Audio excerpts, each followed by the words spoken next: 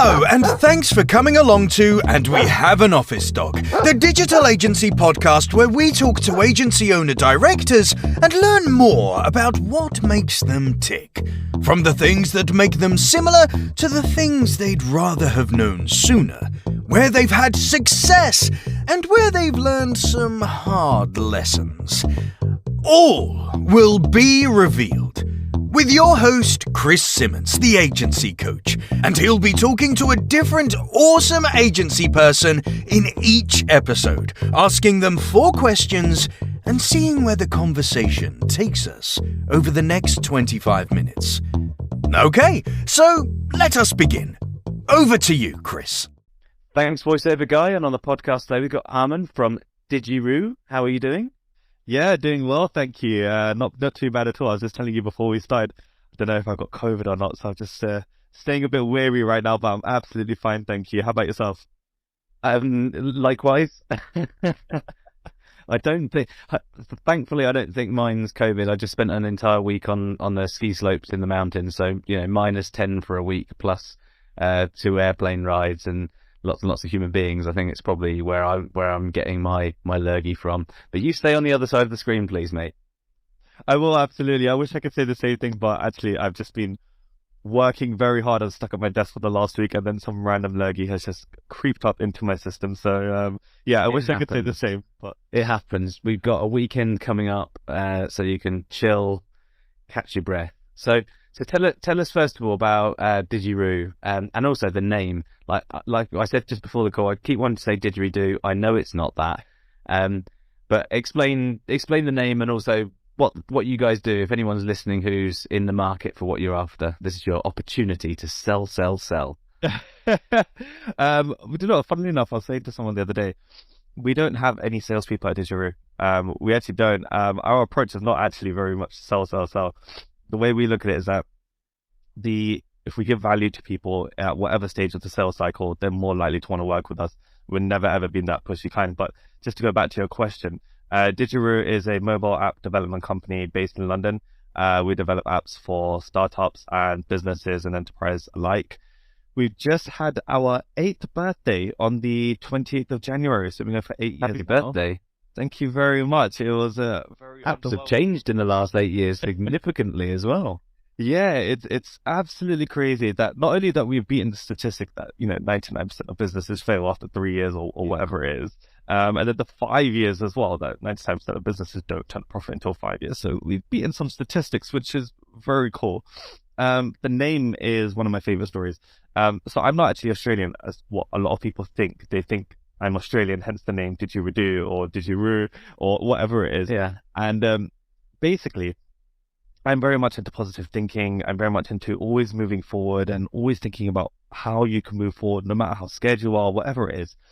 The kangaroo is one of the few animals in the world that is incapable of moving backwards. It always moves forward, no matter where it is. If it's in unknown territory, if it's scared, if it's dark, it always just moves forward, and it always takes that leap like of a faith. veil.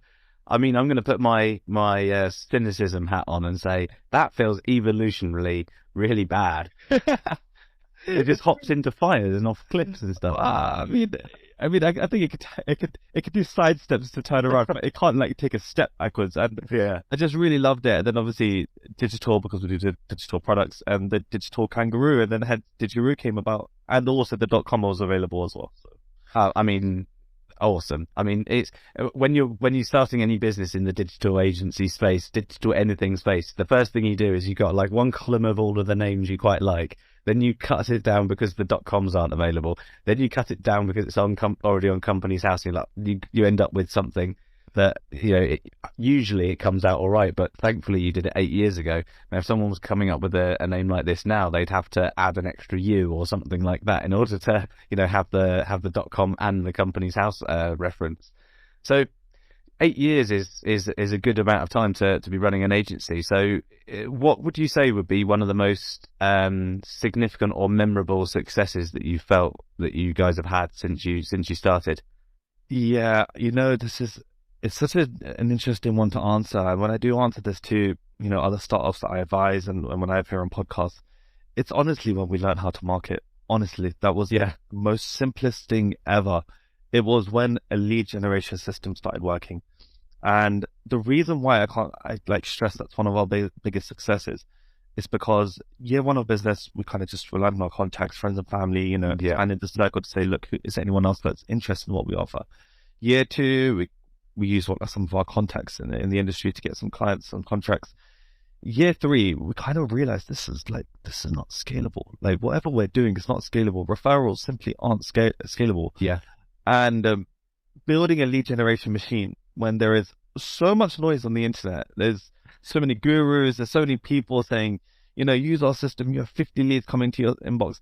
I mean, I was all new to this, and I'll tell you about my background later on, but I was all new to this because I was thinking, okay, if you get a lead in, that means that's somebody that's ready to work with you. But actually, then you have scales of lead, whether they're hot, cold, or whether they're aware of you.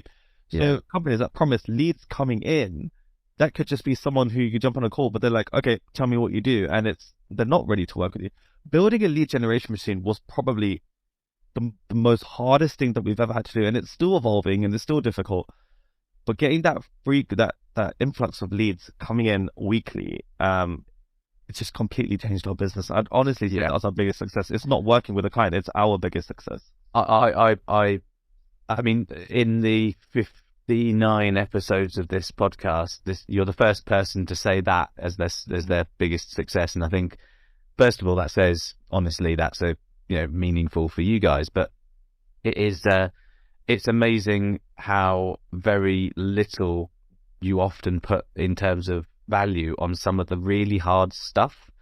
And sometimes it's strategic planning, sometimes it's SOPs and deliverables, but sometimes it's something which actually feeds your cash flow, feeds your business.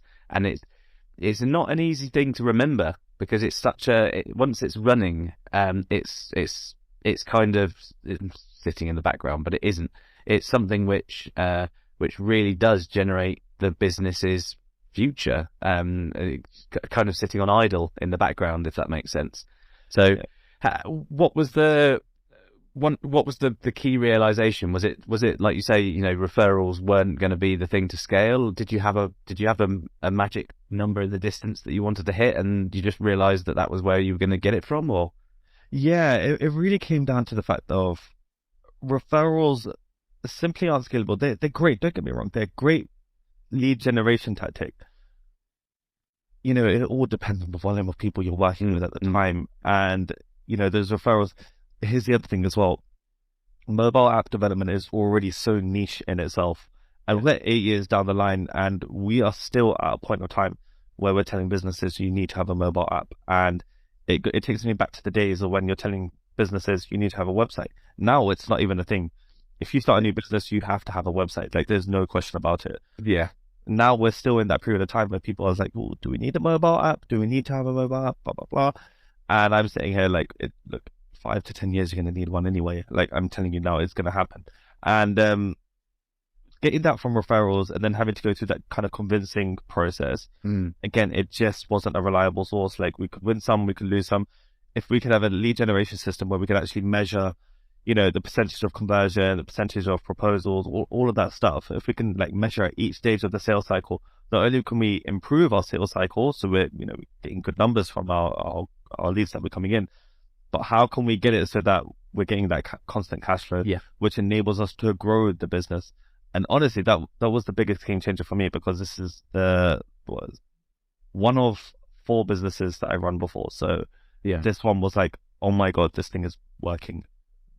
That was and it's washing its own face, so to speak. It brings its own leads in. It does what you need it to do at that point. You can focus on building at that point, not just apps, but building the business. So if you went back just over 8 years ago, before you started the business, and poof, into the ether came modern day you. What piece of advice would modern day you give past you? Stop thinking 1 to 3 years, think 10 years. Absolutely. People, including me, we overestimate what we can do in a year, but we underestimate what we can do in 10 years. I would 100% go back to my younger self. I wouldn't say think more positive or keep pushing or anything like that, I would honestly think 10 years. Think you're thinking in a year that you can do all of this is unrealistic. But if you think in 10 years, can you achieve this? If you said to someone, can you get 1 million in 10 years? 90% of the time, they probably think, well, if I put my all effort into it, I could get 1 million in 10 years. And can you get 1 million in 1 year? It's not impossible, but it's hard. I would say to my younger self, 100%, think 10 years all the time. And I think having thought 10 years from about maybe the 3-year mark, first of all, I wasn't disappointed. I was like, okay, we've got a 10-year plan. I know what that plan looks like. I know at 10 years, we're probably going to put out feelers to sell the company. And it's all going to plan so far. And I can't tell you how relaxing and stress-free that is to think 10 years. Not that you have time, it's just that you can make strategic decisions that will facilitate that 10-year plan. Exactly. So, I mean, a lot of the agencies that I work with, once we've built a strategy, even if it's just 3 years into the future, because often when you're coming from zero strategy and you're 5 years in and you've been firefighting, hamster wheeling for quite a while, a 3-year strategy is a good time horizon to kind of start going, now I can think 10. That first kind of, it's now on paper, there is a direction we're heading in. We know who we are. We know where we're going. We know what we're doing. We know how we get there. Anything that comes from the outside that happens that you can't control, it's just a course correction. Correct. It's a lot less stressful if you know where you're aiming for. I like analogies. So you're a ship's captain as the leader of the business. You said we're sailing over X distance and Y area. Things that happen along the way, your crew know where you're going and know what they're part of. So they know, turn this, do this, move the I'm not very good at nautical terms, move the wheel, ship's wheel. I don't know. But they'll know where they're going. They'll feel more comfortable. You'll feel more comfortable. And then if there is a big storm that happens, at the very least, everyone knows what they're working towards aiming for. And having a long time horizon makes that an awful lot less stressful and an awful lot more comfortable when things don't go to plan. Absolutely. 100% agree. And that's the thing as well. It's like having a vision for your company. Once everybody knows the direction you're going in, I mean, look at this. Everybody always wants to be part of something bigger, whether it's your team, whether it's your clients. And as soon as you communicate, where you want to go, where you want to take this company, people are likely to help you build it because they want to be a part of something bigger. That's your team, that's your clients. You've guys got this journey. Even if the tiniest thing, if we said to our clients that, look, honestly, we want to be number one in London. We want to be. We're not going to get there without people like you, and people like you who are building these awesome products, and we build them for you. It's like, look, we're not going to go there. We're not going to get there without you. And we're going to put everything into this product. Like, for example, we only take on 3 to 6 clients a year. We're just like, look, we want to be a small boutique app development company, and we want to be the absolute best. Like, we don't touch anything else apart from mobile app development because we're experts here, but we're good at other stuff. And like I said, people are likely to help you build it and take you where you want to go when you communicate that plan. So whether it's a vision or whether it's your 10-year strategic plan, it just helps so much. And honestly, if I could tell my younger self that, I could save a lot of heartbreak and upsetting nights. So you're thinking, why is my company not working? Well, the irony is, obviously, you do look back and you go, well, I really do wish that I'd have thought this a long time ago. But I often say running an agency is the most expensive MBA you'll ever have. The amount of you get more punches in the face running an agency than you do as a professional boxer. And if you didn't get those punches in the face, or you didn't have those massive pains, whether it be financial or personal or professional pains and stresses, I don't think that long-term future horizon would feel as sweet. And I don't think that you would necessarily make the right decisions if everything was easy. You wouldn't necessarily get there. I don't know. No, I 100% agree. Again, it just sounds, I've had business mentors throughout Digiruu as well. I've had business coaches. They've all told me not to do things, and I still did them. One of them said, don't work as your sole market as startups, being startups. And I said, no, it's fine. We're great with startups. He was like, yeah, but they have no money. I said, no, they do. They've got plenty of money. It's how long they can keep it. That's always the problem, right? Exactly. And they've given me so much advice, and I didn't do it. I didn't take that advice. And I was thinking, I'm paying these guys, and I wasn't taking their advice. And I think it is just in that human nature. You kind of have to go through your own mistakes. You have to take the punches and the bruises to know that whatever decision you're making next is not only the right one, but one that you're not repeating a same mistake. You just, Absolutely. it's so cliche. You do have to go through it. And I think what it does, which is most important, it builds up a level of resilience in you as an entrepreneur, not as a business. It builds up a level of resilience in you. And when it comes to any little obstacle or hurdle that comes your way in running a business, you're just a lot more calm and collected. Like, well, you know what? We've been through the rubbish places before. We've done the rubbish things. We made terrible decisions. We've been through all of that. And it's like, no, this is a problem. Let's calmly deal with it. And I think that resilience is so important. Again, it sounds cliche, but even on our podcast, when we've spoken to the founder of Reebok, founder of Shazam, all of these guys, and they've all said the same thing. It's like, you need to go through these life lessons, these business lessons. They shape you as a person. Absolutely. Absolutely. And to your point about, not listening to some of the coaches and the mentors that you worked with, I genuinely think that oftentimes there are, I know that you listeners can't see us right now, but I've got the standard pile of books behind me for my backdrop. A lot of coaches will rely on that kind of content and that book stuff, and they'll say, you're in X situation, Y advice is appropriate. But the individual moment and the individual need and the individual requirement are always different.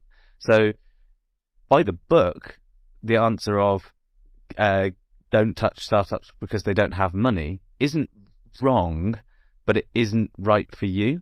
And that's often what gets missed with a lot of these things. And a bit like, working with any service provider, if you get bitten, you don't want to go back into that kind of type of thing. And I typically find that the best results that I have working with agencies is when they're ready, and that's usually, sadly, when they've had a few punches in the face, so to speak. And that's when they go, okay, I've worked it out. I'm not a superhero. I can't do it all. Kind of fed up of the hamster wheel. Definitely know this is success material, but I just need a mirror to hold up my ideas to. I need someone to help guide in the right direction, not tell me what to do, guide me in the right way. And sometimes you find it, sometimes you don't. So over the last 8 years or so, is there something that you did really early on that you feel has kind of set you up for success? Very good question. And I can't think of anything but a generic answer.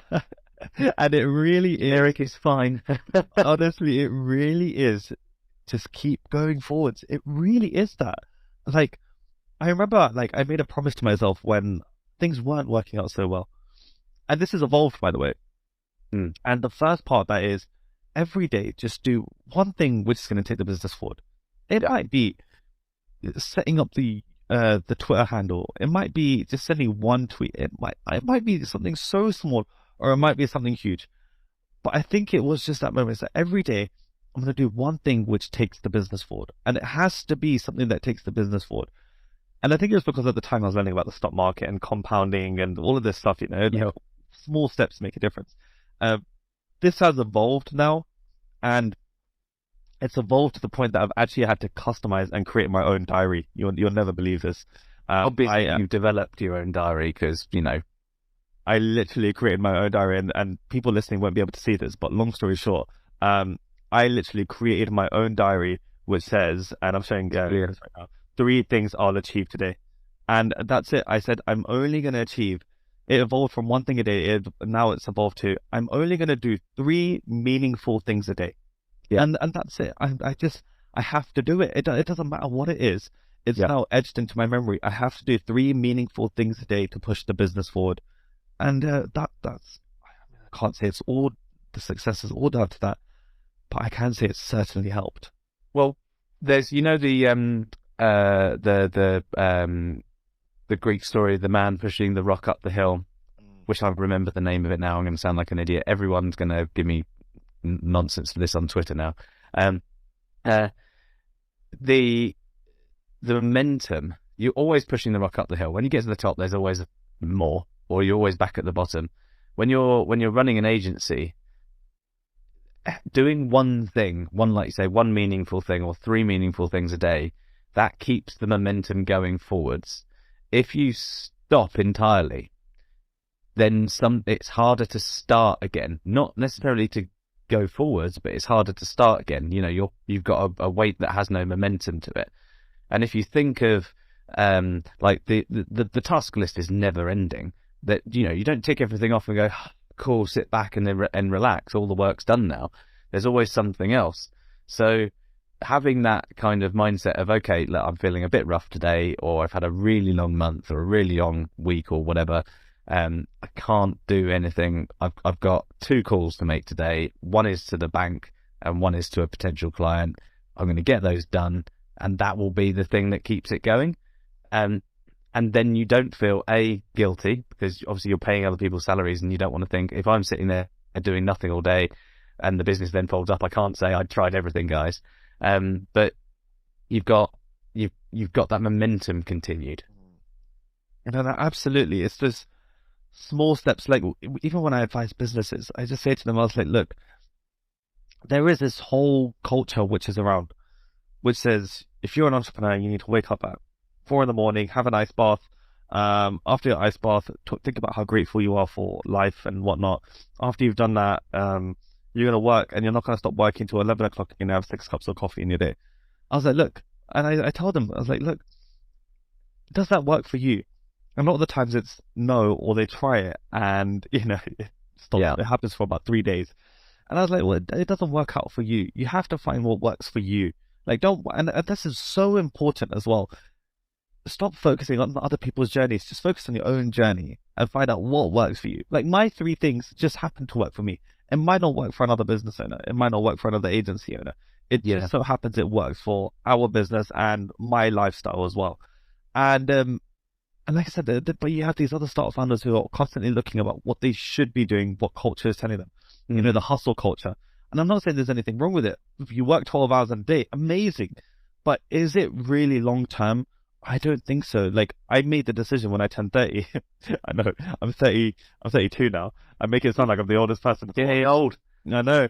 But I made the decision when I was 30, and I said, you know what? I can't have a life like this where I'm working 12 hours a day when eventually I want to get married and have kids. I just can't have that lifestyle. I can't do it. I need to find a different way to have a similar to a 9 to 6 lifestyle where I can spend time with my kids in the evening, time with my wife in the evening, etc., and have my Saturdays and Sundays off. I needed to find that, and it just so happened that this worked for me. And I think if other entrepreneurs just spend the time to find what works for them, I think they will find success in whatever they do, as long as they find a way to get those small steps and that momentum going. I mean, I was going to ask what your one piece of advice might be, but I feel like we might repeat ourselves now. So, genuinely, if someone's listening to this podcast now, what would you advise if they're just about to start a business, just about to start an agency, or indeed have just started? What one piece of advice would you probably put in front of them?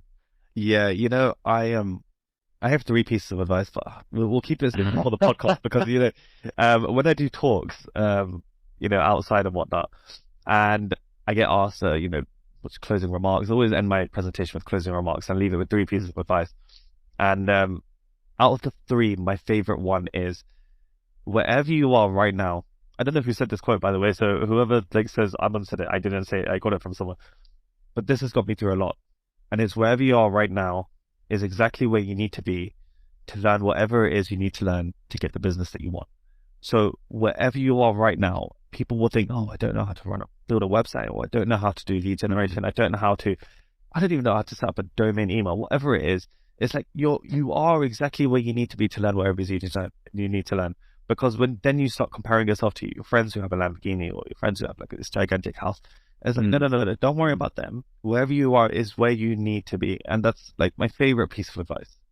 It is, I mean, it's a lovely piece of advice. And also often it's very easy to forget that these days because of social media making it really easy for, you know, to have that kind of FOMO style type thing. Also, where someone else is isn't necessarily where you need to be. And you might see their Lambo or their nice house or whatever, and you might think, well, in 10 years' time, my plan doesn't include that. So am I wrong? And the answer is often no. You don't want it. That's not where you're headed. And I think, you know, where you are at any point in your professional career, whether you're an employee or an employer and you run businesses, that is where you're supposed to be, is a really nice way to look at it all. So thank you for that last piece of advice. It's been wonderful having you on the podcast. Thanks so much for coming. Thank you so much for having me. I appreciate it. And on the next podcast, we'll be talking to another agency leader to hear about their lessons and things that they want to tell us about where they are. So thanks very much.